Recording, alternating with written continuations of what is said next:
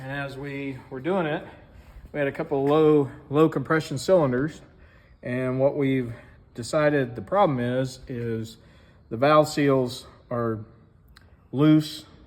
So we're gonna have to take springs off and look in there and check it. Our mechanics are gonna have to decide whether we have to pull the cylinder off or not. The valve seal, is that right in that area, or is it farther back? Well, the valve seal is inside, but it kind of makes a tight seal around the valve. All right. So that it doesn't let air escape through. And that the air escaping is what is causing low compression. Right. So it's kind of funny that you see some rope. That is kind of odd, yeah. And it's going into the cylinder.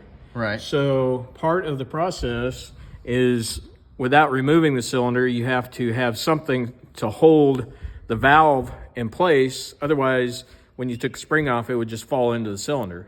Not good. So we pack it full of rope and then pull it prop tight against it. So now we can take the spring off. Oh, so I can't move the prop right now? No.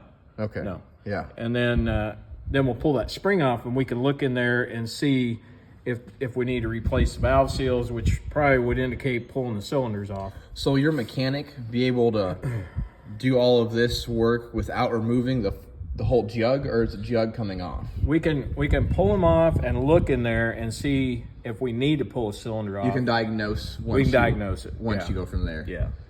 And then the same with this one.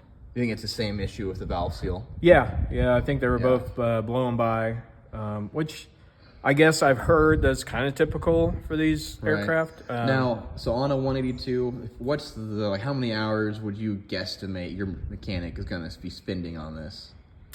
If we have to pull the jugs off, probably 40 hours, Oh, so a whole full week. A week's worth of work for the mechanic.